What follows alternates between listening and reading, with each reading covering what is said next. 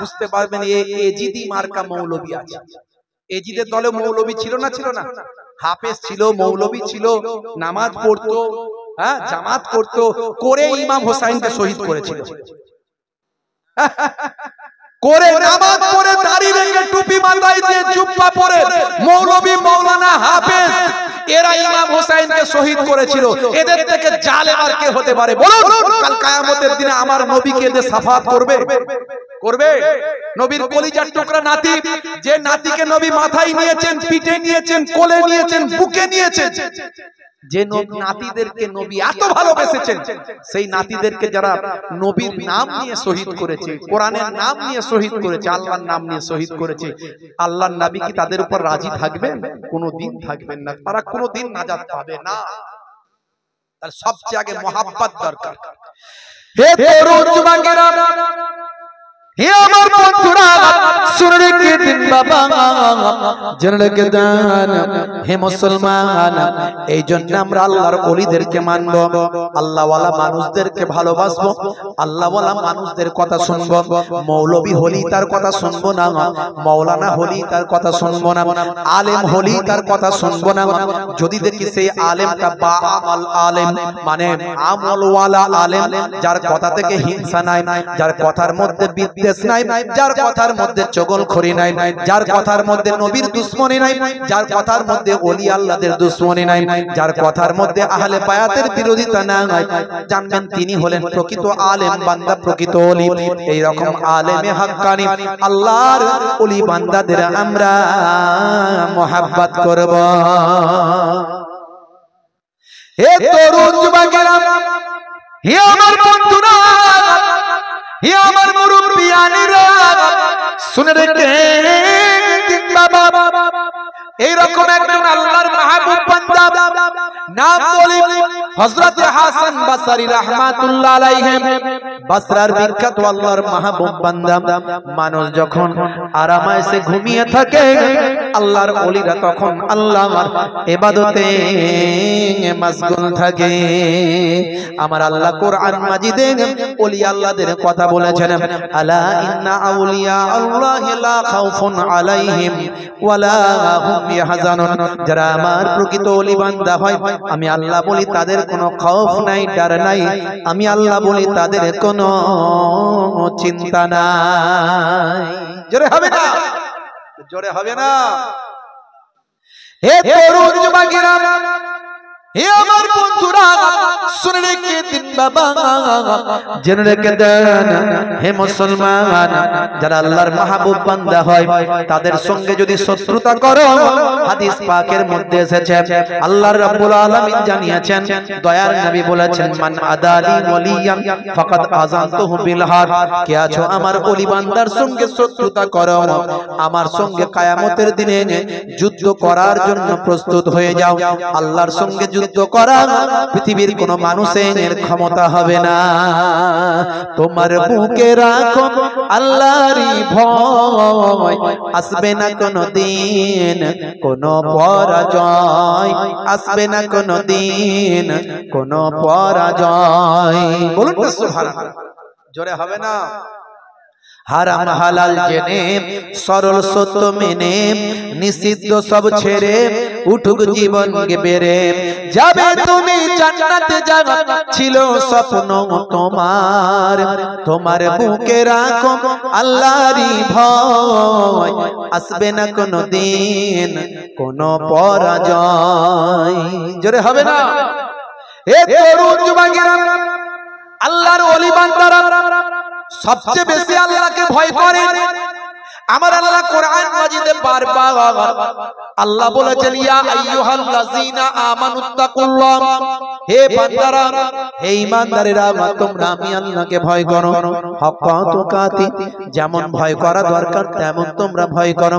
আমি আল্লাহকে সবচেয়ে বেশি ভয় করবে। ডাক্তার মাস্টার থেকে শুরু করে চোর পুলিশ বা আমার গুন্ডা বদমাইশ, যাকে তুমি যেভাবে ভয় করো না কেন, সবচেয়ে বেশি ভয় আল্লাহকে করবে। ভালোবাসার সঙ্গে ভয় করবে। আল্লাহকে ভয় করার মধ্যে তফাৎ হলো অন্যদের প্রতি ভালোবাসা ভক্তি নাও থাকতে পারে, কিন্তু আল্লাহকে যে ভয় করবে তার মধ্যে ভক্তি ভালোবাসার সঙ্গে আল্লাহকে ভয় করবে। অন্যদের কথা অমান্য হতে পারে, কিন্তু আল্লাহর কথা একটাও অমান্য তোমরা করো না। কিন্তু হে মুসলমান, বুকে হাত দিয়ে বলুন, আল্লাহর কথা অমান্য আমরা করি কিনা? হে যুবক, আজ তুমি বেঁচে আছো, কাল কিন্তু থাকবে না। আল্লাহ 5 বার বলেছেন 5 ওয়াক্ত নামাজ পড়তে, কিন্তু আজকে আমরা নামাজ পড়ি না। হে যুবক, আজ তুমি আছো, কাল তুমি থাকবে না। তুমি মারা গেলে কবরে যাবে, আত্মীয় স্বজন বাবা 14 পুরুষ কয়েকদিন পরেই তারা ভুলে যাবে। হে যুবক, যদি তুমি নামাজি হয়ে যাও, আল্লাহকে ভয় করার মতো ভয় করো। আল্লাহর নবী বলেন, ইন্নাল্লাযীনা আমানু ওয়া আমিলুস সালিহাত, আমার আল্লাহ জানিয়ে দিয়েছেন, কানাত লাহুম জান্নাতুল ফিরদাউস নুজুলা, যারা ঈমানটা এনেছে সেই মতো আমলটা করেছে, তাদের জন্য আমি আল্লাহ আমার দয়ার জান্নাত জান্নাতুল ফিরদাউস দান করে দিলাম। জোরে হবে না? আল্লাহ বলছেন, বান্দারে এত কিছু দিলাম, তোদের জন্মটা কিভাবে দিলাম একবার কল্পনা কর। তোদেরকে আমি আল্লাহ ওয়া খালাকনাকুম আজওয়াজা, আমি আল্লাহ তোদেরকে জোড়ায় জোড়ায় সৃষ্টি করলাম।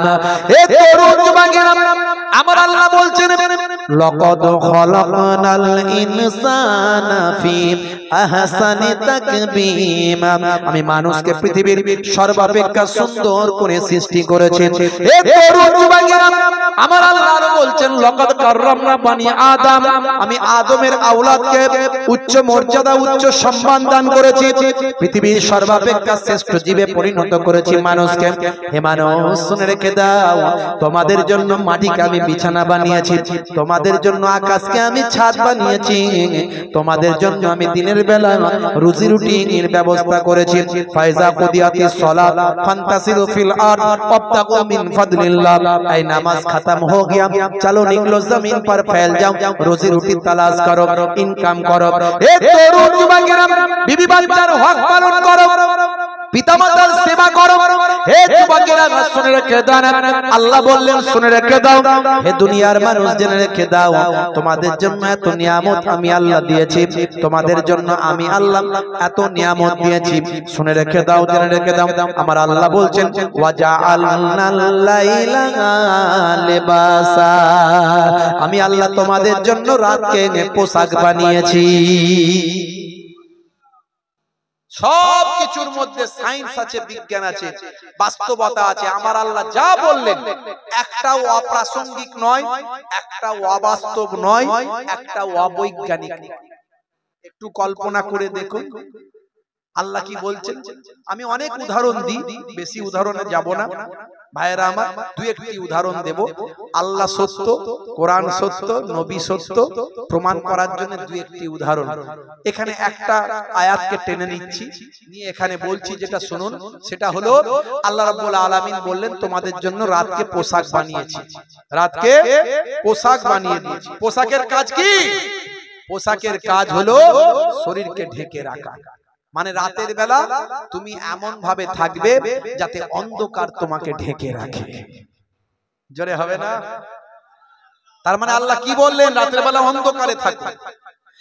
আরে প্রভু হাসরের ময়দানে করোনা গো অপমান, মানুষ বানালে প্রভু দিলে মানুষ সম্মান, হাসরের ময়দানে করোনা গো অপমান, প্রভু হাসরের ময়দানে করোনা গো অপমান। আল্লাহুম্মা সাল্লি আলা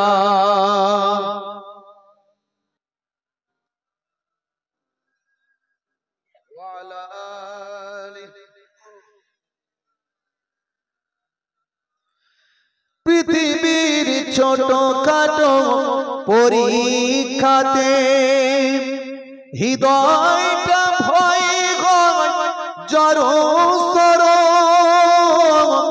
পৃথিবীর ছোট খাটো পরীক্ষাতে হৃদয়টা ভয় হয় জড়সড়, সফলতা পেতে তবু খাটে দিন রাত,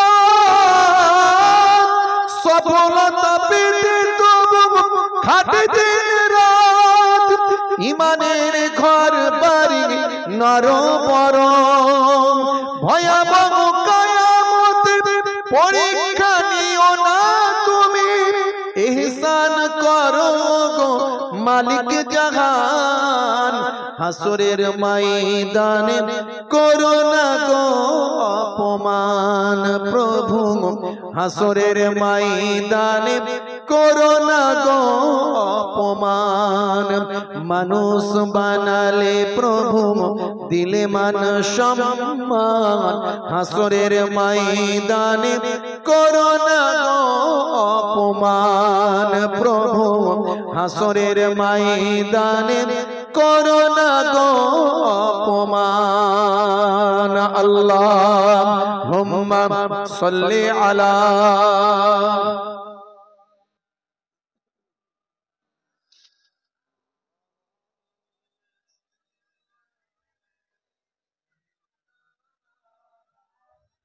وقال الله تعالى في كلامه المجيد والفرقان الحميد ورفعنا لك ذكرك.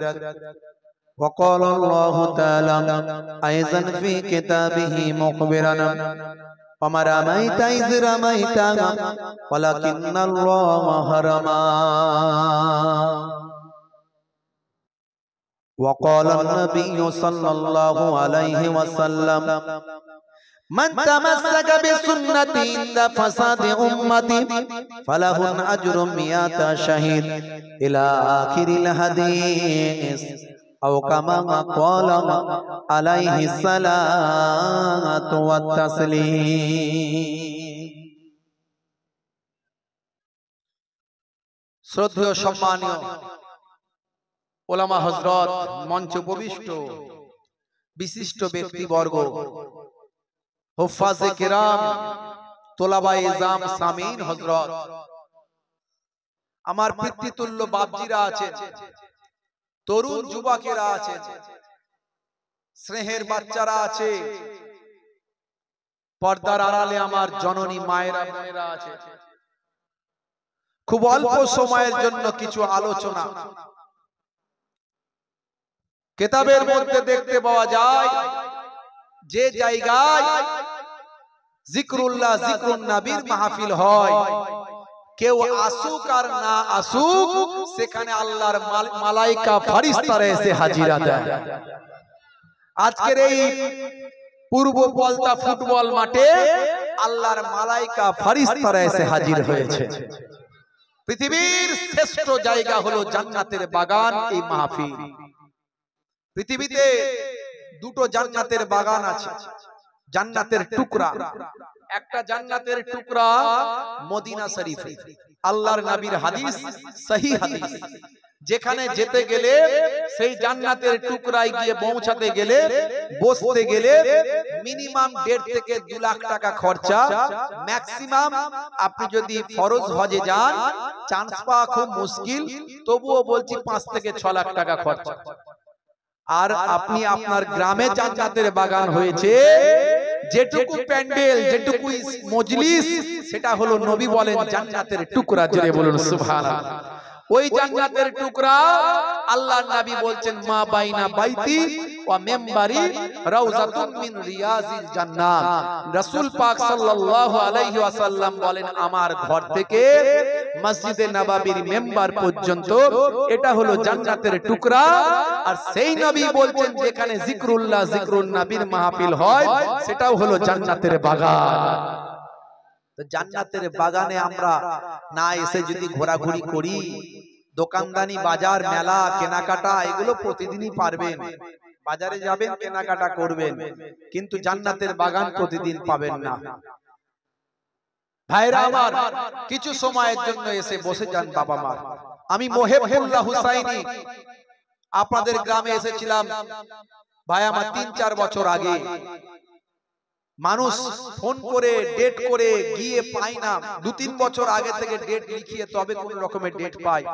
আপনাদের খেদমতে এসেছি, আবার কবে আল্লাহ আনাবেন কোনো গ্যারান্টি নাই, বেঁচে থাকলে আবার হয়তো জীবনে কোনোদিন দেখা হতে পারে, সবই আল্লাহর ইচ্ছা। তবে এসেছি যখন কিছু আলোচনা শুনে যান, দেরি করবেন না। যারা রাস্তাঘাটে দোকান বাজারে আছেন পাক মাহফিলে চলে আসুন, একবার মাহাব্বতের সঙ্গে দরুদ শরীফ আল্লাহুম্মা সাল্লি আলা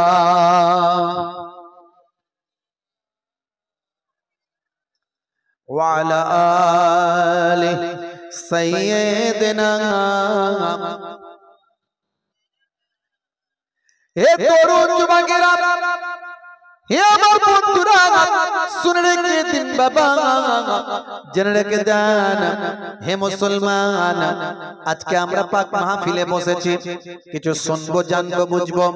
কেন কোরআনের কথা শুনবো, কেন হাদিস পাকের কথা শুনবো, কেন আল্লাহর কথা শুনবো, কেন দয়ার নবীর কথা শুনবো? তার কারণ হলো, যদি আল্লাহকে বিশ্বাস করি তাহলে শুনবো, যদি কোরআন মাজিদকে বিশ্বাস করি তাহলে শুনবো, যদি দয়ার নবীকে বিশ্বাস করি তাহলে দয়ার নবীর কথা শুনবো। আর যদি বিশ্বাস না করি তাহলে শোনার কোনো প্রয়োজন নাই। কথা ঠিক না? কারা শুনবে? যারা বিশ্বাস করে তারা শুনবে। হ্যাঁ, এবারে বিশ্বাসে আমাদের যাতে মজবুতি আসে, আমরা বিশ্বাস করি বলি শুনতে এসেছি, কিন্তু বিশ্বাসে যাতে মজবুতি আসে তার জন্য আমি দু একটি উদাহরণ দেব আপনাদের কাছে। বেশি লম্বা চওড়া নয়, একটু মন দিয়ে শুনবেন, বুঝতে পারবেন ওয়াজটা। আর মন দিয়ে না শুনলে বেখিয়াল হয়ে যাবেন, বুঝতে পারবেন। হে তরুণ যুবকেরা, হে আমার বন্ধুরা, শুনে রেখে দিন বাবা, জেনে রেখে দেন, আপনি বিশ্বাস করেন বলেই মজলিসে এসেছেন, আল্লাহর এবং রাসূলের কথা শোনার জন্য বসেছেন, জান্নাতের বাগান কায়েম করেছেন। আপনার বিশ্বাসটাকে আমি একটু মজবুতি করার জন্য দুটো উদাহরণ দেব, একটু মন দিয়ে শুনবেন। হে তরুণেরা, যুবকেরা, একটুখানি খেয়াল করুন, একটু লক্ষ্য করুন। 1450 বছর আগে আমার আল্লাহ বললেন, হে পৃথিবীর মানুষ, শুনে রেখে দাও, তোমাকে আমি কিভাবে সৃষ্টি করেছি সেটা তুমি নিশ্চয় জানো কি? না না, শোনো শোনো, তোমাকে আমি এক কাতরা নাপাক পানি নতফা থেকে তৈরি করেছি, যে নতফা পুরুষের শরীর থেকে বের হলে 40 কোটি তাতে শুক্রাণু থাকে। হে তরুণ যুবকেরা, এই 40 কোটি শুক্রাণু সব মারা যায়, কেবলমাত্র একটা শুক্রাণু বেঁচে থাকে, যেটা মাতৃগর্ভে ডিম্বাণু।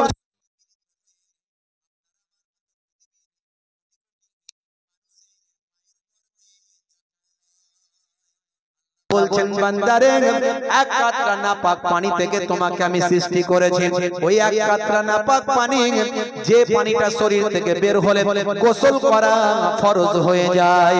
হে তরুণ যুবকেরা, হে আমার বন্ধুরা, শুনে রেখে দিন বাবা, ওই এক কাতরা নাপাক পানি মাতৃগর্ভে আমার আল্লাহ বললেন, বান্দারে, ওই এক কাতরা নাপাক পানিটাকে আমি আল্লাহ নির্দিষ্ট সময় পরে জমাট বাঁধা রক্তে পরিণত করি।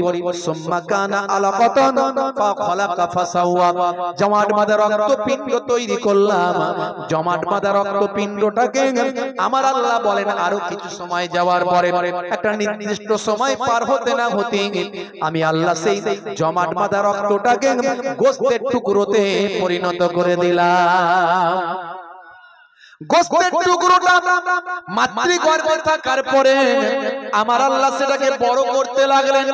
বড় করতে করতে করতে করতে করতে করতে আল্লাহর কুদরতি ক্ষমতায় ওই গোশতের টুকরো থেকে, পিণ্ড থেকে, গোশতের পিণ্ড থেকে আমার আল্লাহ কুদরতি ক্ষমতায় অটোমেটিক মাথা বের করলেন, অটোমেটিক হাত বের করে দিলেন, অটোমেটিক পা বের করে দিলেন, অটোমেটিক চোখ বের করে দিলেন, অটোমেটিক সুন্দর একটা দেহ।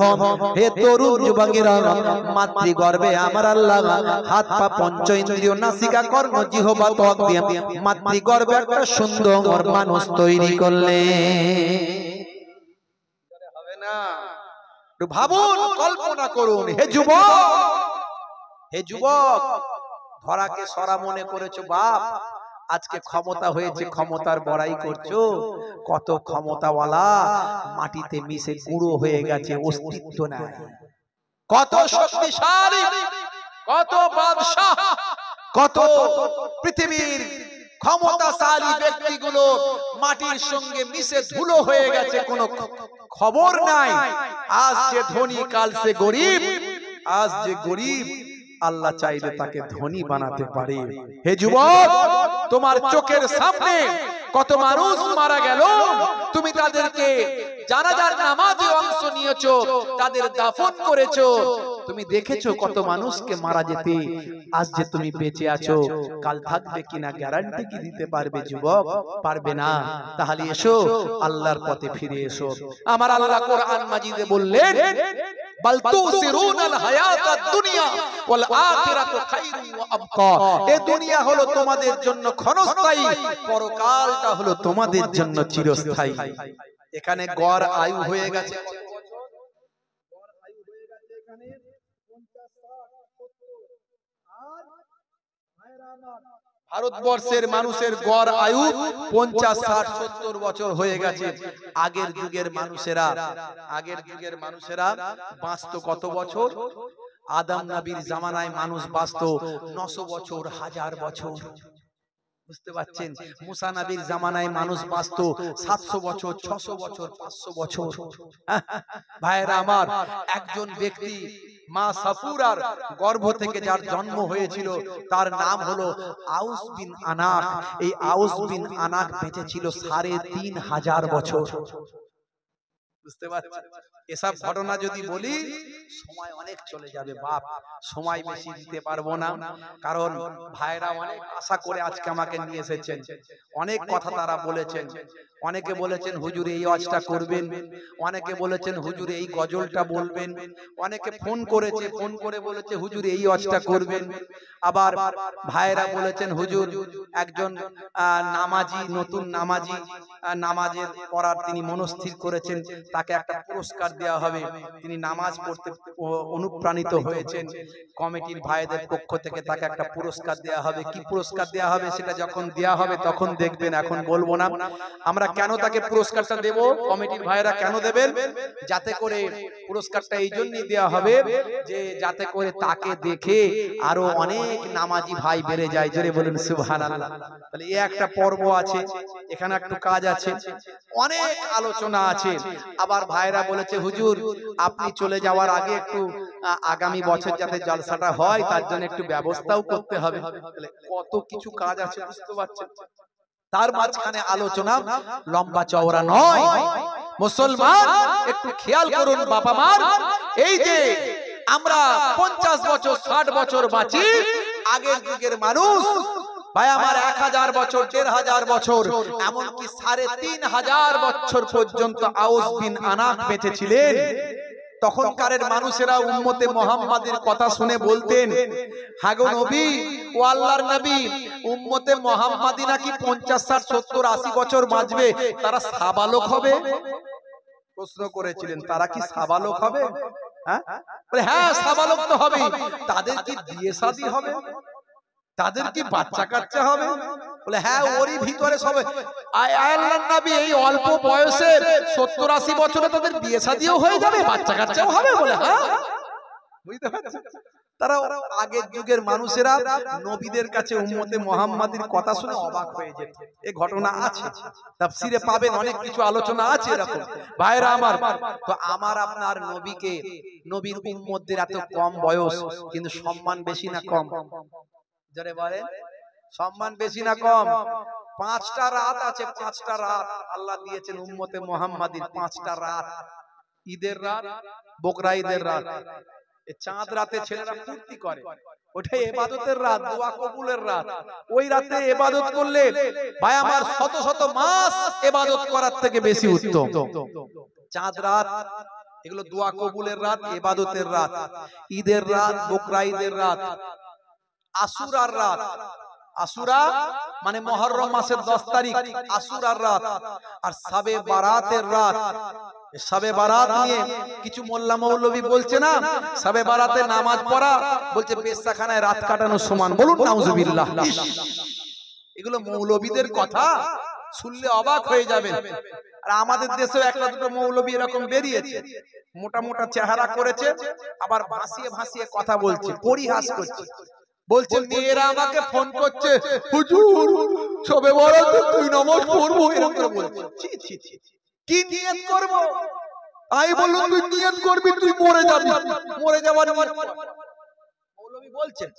আরে ভাই, আমি মেনে নিচ্ছি সে হয়তো 5 ওয়াক্ত নামাজ পড়েনি, কিন্তু শবে বরাতের রাত্রে একটা রাত নামাজ পড়ছে, হতে পারে তো এই এক রাত ইবাদত করে তার মন মানসিকতা পরিবর্তন হয়ে গেল, সে 5 ওয়াক্ত নামাজই হয়ে যেতে পারে। আমি মানছি সে কোনোদিন নামাজ পড়েনি, কিন্তু শবে বরাতের রাত্রে এক রাত নামাজ পড়লে আল্লাহ তাকে গোনা দেবে না নেকি দেবে? আমাকে বুঝিয়ে দাও তো দেখি মৌলবী, কেন বাধা দিচ্ছ তুমি?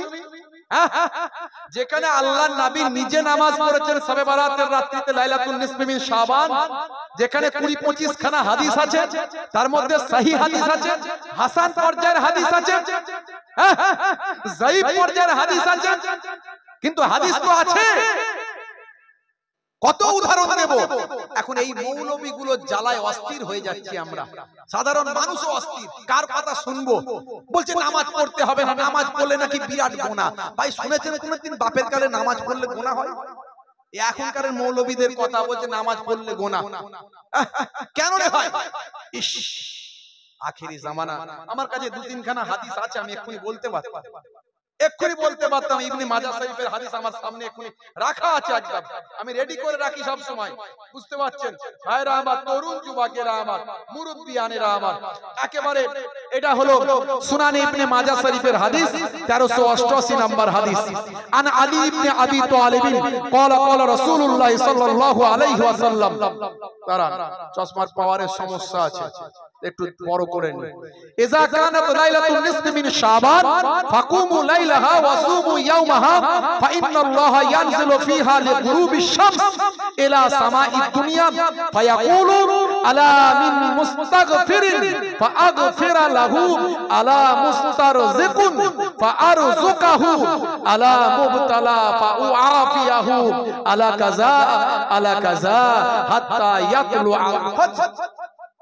এটা একদম সুনান ইবনে মাজাহ শরীফের 1388 নাম্বার হাদিস বললাম। এখানে আল্লাহর নবী বলছেন যে কি বলছেন?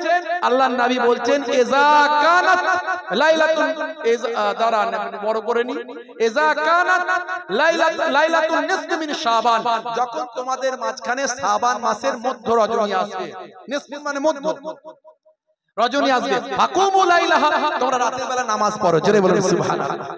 জোরে হবে না? আল্লাহর নবীর হাদিস, আল্লাহর নবী বলছেন রাতের বেলা নামাজ পড়ো, ওয়াসুমু ইয়াওমাহা, দিনের বেলা রোজা রাখো। জোরে বলুন সুবহানাল্লাহ। তা আল্লাহর নবীর নির্দেশ, তার মৌলবী তুমি পেলে কোথা? নামাজ রোজা চলবে না একটা হাদিস দাও তো দেখি। শবে বরাতের রাত্রি নামাজ রোজা চলবে না, তুমি যে বলছো চলবে না, তার একটা হাদিস দাও। আমি তো 23 খানা হাদিস দেব, 20 থেকে 25 খানা হাদিস দেব, তুমি একটা হাদিস দাও যে শবে বরাতের রাত্রিতে নামাজ রোজা চলবে না। বড় বড় কথা বলছো। মেয়েরা জিজ্ঞাসা করছে হুজুর কি নিয়ত করব? তুই নিয়ত কর, তুই মরে যাবি, এইসব কথা বলছো। ভাঁড় সেজে বসে আছো মৌলবী, এসব কথা বললে ঈমান থাকবে? নামাজ রোজা নিয়ে ছেলে খেলামি হচ্ছে, কি বলবেন বলেন দেখি? বলার কিছু নাই।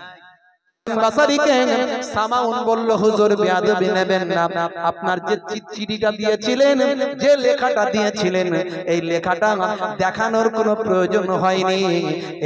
এই নিন আপনার লেখা, আমি আপনাকে ফিরিয়ে দিলাম। এমন সময় ঘুমের মধ্যে হযরতে হাসান বাসারীর হাতে সামাউন লেখাটা চিঠিটা দিয়ে দিলেন। হাসান বাসারী ধরে ঘুমিয়ে গেছেন, এমন সময় ঘুমটা ভেঙে গেল, হাতটা খুলে দেখেন আল্লাহর কুদরতি ক্ষমতা সামাউনকে দেখা দেওয়া ওই চিঠিটা নিজের হাতে চলে এসেছে। অনেকে মনে হবে এটা আবার কোনো হয় নাকি? হাদিসের মধ্যে এসেছে আল্লাহ রাব্বুল আলামিন, আল্লাহর নবী, দয়ার নবী সাহাবায়ে কেরামদের খুরমা দিয়েছিলেন। খুরমা, স্বপ্নের মধ্যে খুরমা দিয়েছিলেন। সাহাবী ঘুম থেকে উঠে খুরমার স্বাদ পাচ্ছিলেন। কি করে সম্ভব হলো? আপনারা কেউ ডিস্টার্ব করবেন না, এত চিৎকার চেঁচামেচি কিসের? আস্তে কথা বলবেন না। এই এই এই ভাই বসো বসো বসো। হিরিকে মুসলমান এই জন্যই মার খায়, যেখানে হিরিক মুসলমান সেখানে এত হইচই করার কি আছে? যা কোনো ডিস্টার্ব হচ্ছে কমিটির ছেলেরা আছে, এলাকার লোক আছে, তারা দেখবে। আপনারা কেউ উঠবেন না ভাইরা আমার। এই ওইদিকে ডিস্টার্ব করবেন না। তো হইছে আওয়াজ কেন? মায়েরা চুপ করুন, ফিতনা করবেন না। এত সুন্দর পরিবেশটা, জান্নাতের বাগানটাতে শয়তান ঢুকে গিয়ে নষ্ট করে দেবে। একদম হইচই করবেন না। একবার দরুদ শরীফ আল্লাহুম্মা সাল্লি আলা সাইয়্যিদিনা মাওলানা মুহাম্মদ। ওনাদের বসতে অসুবিধা হচ্ছে, আমি বুঝতে পারছি। লোক হুজুর আপনি ওয়াজ করুন, একটা পাগল মেয়ে ছেলে এসেছে। আচ্ছা ঠিক আছে, অসুবিধা নাই। ওনাকে ধরে ওনার বাড়ির সঙ্গে পাঠিয়ে দেন। আপনি ওয়াজ চালিয়ে যান। দরুদ শরীফ আল্লাহুম্মা সাল্লি আলা। কেউ উঠবেন না, কেউ উঠবেন না, কেউ উঠবেন না। আপনারা কমিটির লোকেরা আছে, ওরা বাড়ি পাঠিয়ে দিয়েছে। এতক্ষণ গিয়ে কিছু দেখতেও পাবেন না। বসো। আর দেখার কি দরকার আছে? একটা খেপি পাগলি মানুষ আসতেই পারে, হতেই পারে, না হওয়ার কি আছে? দরুদ শরীফ আল্লাহুম্মা সাল্লি আলা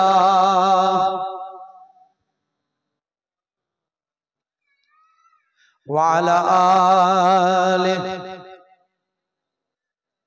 12 রবিউল আউয়ালে রহমত ওয়ালা নবী এলো রে, সাফাতের তাজ পরে জামিনে বরকত ওয়ালা নবী এলো রে। এলো রে ভাই এলো রে, এলো রে ভাই এলো রে, কাউসার কাউসার ওয়ালা নবী এলো রে। জোরে হবে না? জোরে হবে না? নবীর আশিক তো নাকি আমরা? এই নবী ছাড়া আমাদের কেউ আছে? আর কেউ আল্লাহ দরবারে সুপারিশ করার কেউ আছে আমাদের? আল্লাহ যাকে ক্ষমতা দেবে ওলি আউলিয়াদের তারা করতে পারবে, বুঝতে পারছেন? তবে নবী ছাড়া আল্লাহ তাকে কাউকে ক্ষমতা দেবেন না। আবার আল্লাহ স্পেশাল নবীর খাতিরে কিছু আল্লাহর ওলিদের ক্ষমতা দেবেন। আলেমে হাক্কানিরা পরে ক্ষমতা পাবে, হাফেজে কোরআনদেরকেও আল্লাহ কিছু ক্ষমতা দেবেন তখন। তো নবী আমাদের সবচেয়ে আগে।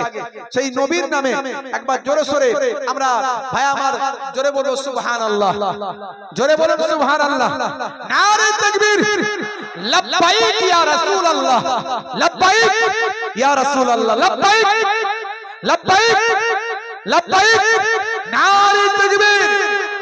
12 রবিউল আউয়ালে রহমত ওয়ালা নবী এলো রে, সাফাতের তাজ পরে জামিনে বরকত ওয়ালা নবী এলো রে। এলো রে ভাই এলো রে, এলো রে ভাই এলো রে, কাউসার কাউসার ওয়ালা নবী এলো রে। জোরে হবে না? জোরে হবে না? ওই কুরাইশ বংশের ভিতরে মা আমিনা রেহেমে এলে তুমি নূর জেলে আব্দুল্লাহর ওই বাগানে। জোরে হবে না? ওই বাগানের ফুলকলি, ওই বাগানের ফুলকলি ফুটলো সারা ভুবনে। 12 রবিউল আউয়ালে রহমত ওয়ালা নবী এলো রে। বলুন না সুবহানাল্লাহ। জোরে হবে না? আচ্ছা বলুন তো, ওই নবীকে ভালোবেসে এই জান্নাতের বাগানটা আগামী বছর তৈরি করা দরকার আছে না নাই? যেমন আছে না নাই? আমরা রাজি তো নাকি? যেমন রাজি তো নাকি? আগামী বছর নবী পাককে ভালোবেসে সেই নবীর আলোচনা শোনার জন্য, সেই নবীর মহব্বত পাওয়ার জন্য, নবীর আশিক বান্দা হওয়ার জন্য একজন ভাই আছেন, আগামী বছর 5001 টাকা হাতটা তুলে দেখাতে পারেন এই জান্নাতের বাগান কায়েম করার জন্য? কোন দাতা ভাই, গানি ভাই, ধনী ভাই, নবীর আশিক 5000 টাকা পাক পাঞ্জাতনকে ভালোবেসে, আহলে বায়াতকে ভালোবেসে কাল কিয়ামতের দিনে আহলে বায়াতের প্রেমিক হিসাবে উঠবেন, দয়ার নবীর প্রেমিক হিসাবে উঠবেন। 5001 টাকা বলার কেউ আছে? হাতটা তোলার কেউ আছে?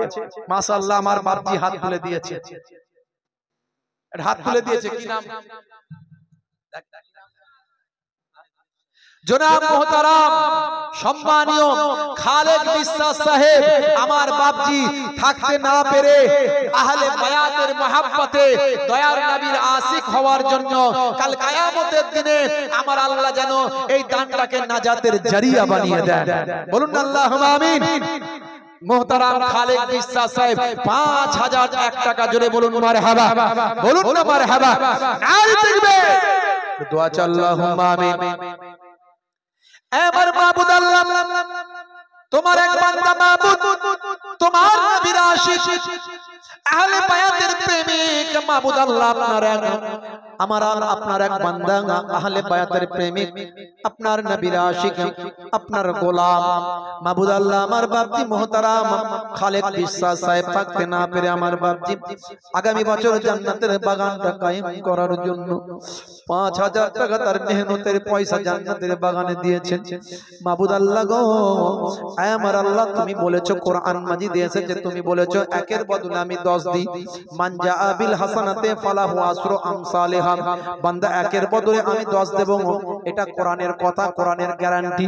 মাবুদ আল্লাহ তুমি একের বদলে 10 দিও, 5 10 50 তো 50,000 টাকা তুমি এর বিনিময়ে দিয়ে দিও, এটা তো তোমার ওয়াদা কখনো মিস হবে না। তোমার নবীর হাদিসে কুদসির মধ্যে বলেছো, তুমি জানিয়ে দিয়েছো একের বদলে 10 100 700 বেহিসাব মালে মালামাল আমি করে দিই, তার বিনিময়ে তোমার বান্দাকে তুমি মালে মালামাল করে দাও, কারবারে উন্নতি দাও, হালাল তিজারতে ব্যবসা বাণিজ্যে উন্নতি দাও। কাল কিয়ামতের দিনে বিচারের দিনে আহলে বায়াতের সঙ্গে থেকে জান্নাতের খুশবু হাওয়া, জান্নাতের দিদার, আপনার দিদার, আপনার নবীর দিদার করিয়ে দাও। আমার মাবুদ যে নিয়ত করে দান করেছে নিয়তকে কবুল করে নাও।